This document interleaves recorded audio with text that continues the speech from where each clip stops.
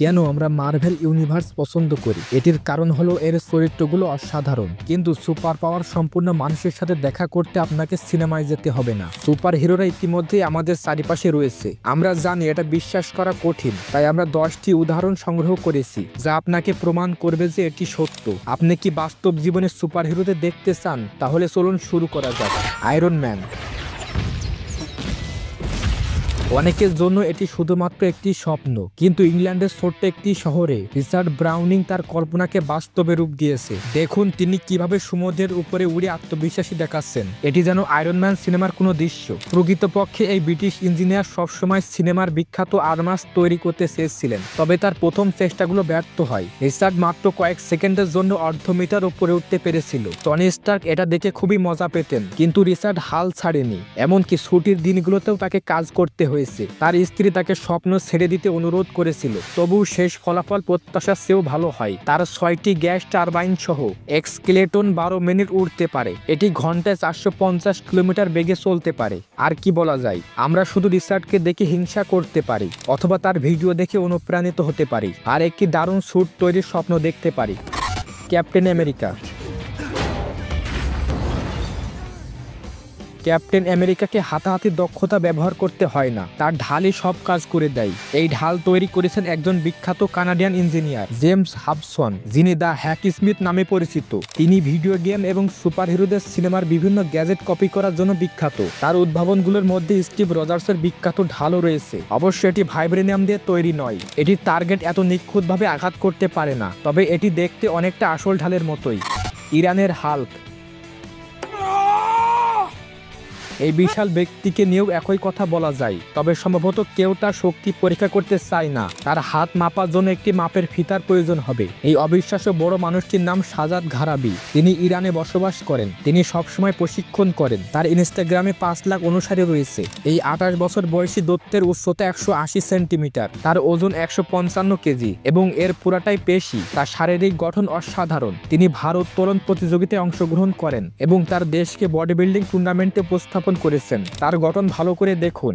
এটি কি আপনাকে কারো কথা মনে করিয়ে দেয়? তার বিশাল আকৃতির জন্য সাজাদকে প্রায় হাল্কের সাথে তুলনা করা হয়। আমরা জানি না তিনি গামা রেডিয়েশনের শিকার হয়েছেন কিনা, তবে তার সাথে হাল্কের অনেকটা মিল আছে, শুধু রুজ ব্যানারের মতো দৈত্যে রূপান্তর হওয়া ছাড়া। আপনি কি কল্পনা করতে পারেন সাজাদ রেগে গেলে কেমন দেখাবে? বাস্তব জীবনে স্পাইডারম্যান।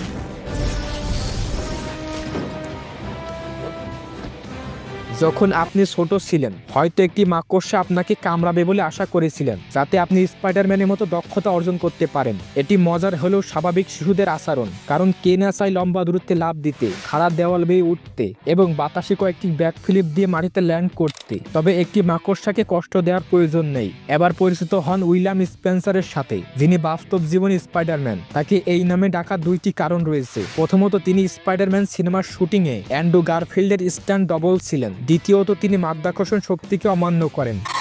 বাস্তব জীবনে থর।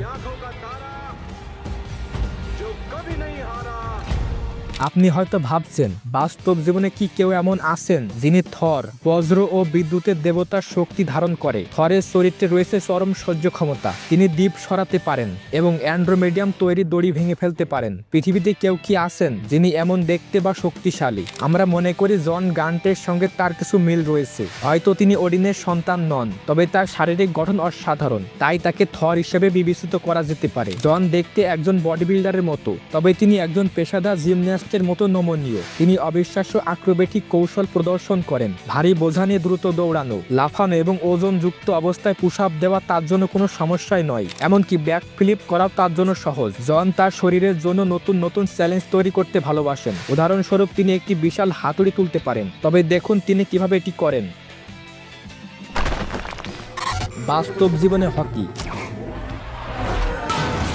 যদি পৃথিবীতে কোথাও ক্যাপ্টেন আমেরিকার মতো কেউ থাকে, তবে তার মতো দক্ষ হতে পারে লার্স হকি। প্রাচীন মিশরের ফেরাউন আমেনহটেপ 4টি তীর 2.25 সেকেন্ডে ছুটতে পারতেন, আর ভারতীয় নেতা হিয়াওয়াতা 8 সেকেন্ডে 10টি তীর ছুটতে পারেন। আজকের দিনে কাল্পনিক চরিত্র হকির সাথে তুলনা করা যেতে পারে। হকি একজন অসাধারণ তীরন্দাজ এবং শিল্ডের অন্যতম সেরা এজেন্ট। তবে বাস্তব জগতে এমন একজন তীরন্দাজ আছেন যিনি সেরাদের সঙ্গে প্রতিযোগিতা করতে পারেন। তার নাম লার্স আন্দোরস। তিনি হকি চরিত্রটি ভিএফএক্স ছাড়াই করতে দেখতে পারেন। তিনি একজন চমৎকার অ্যাথলেট। বহু বছর ধরে তিনি বিশ্বের সবথেকে দ্রুত তীরন্দাজ ছিলেন। লার্স প্রথম ব্যক্তি যিনি সর্বকালের রেকর্ড পুনরায় অর্জন করেন। তিনি 1.5 সেকেন্ডে 3টি তীর ছুটতে সক্ষম। এছাড়াও তিনি প্রথম 3টি তীর মাটিতে পড়ার আগে আকাশে 11টি তীর ছুটতে পেরেছেন। এটি এক কথায় অসাধারণ। আপনি কি কল্পনা করতে পারেন তিনি কতটা দক্ষ?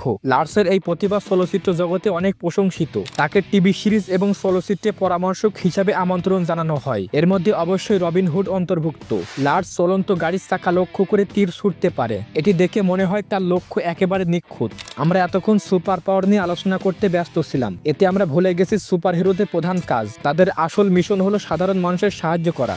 এবার পরিচিত হন ব্ল্যাক উইডো নামের একজন বাস্তব জীবনের নায়কের সাথে। এই নামটি নরফোকের এক যুবক নিজের জন্য বেছে নিয়েছেন। তিনি নিজ হাতে তৈরি করা স্যুট পরেন। তার এই স্যুট দেখতে অনেকটা মাইলস মোরালেস এবং ডেডপুলের মতো, তবে তার স্যুটটি সিনেমার মতো চমকপ্রদ নয়। তবে তার মুখোশের পেছনে আছেন একজন সত্যিকারের সুপার হিরো। গত কয়েক বছর ধরে এই যুবক রাস্তায় টহল দিচ্ছেন। তিনি গৃহহীন মানুষের সাহায্য করেন, জরুরি অবস্থায় প্রাথমিক চিকিৎসা দেন, এমনকি তিনি অপরাধের বিরুদ্ধে লড়াই করেন। উদাহরণস্বরূপ গাড়ি চুরি ঘটনা প্রতিরোধ করেন। তাই আমরা বুঝতে পারি যে আমাদের চারপাশে সুপার হিরো আছে। তারা সাধারণ মানুষের সাহায্য করে আমাদের সমাজকে আরো ভালো করে তুলছে।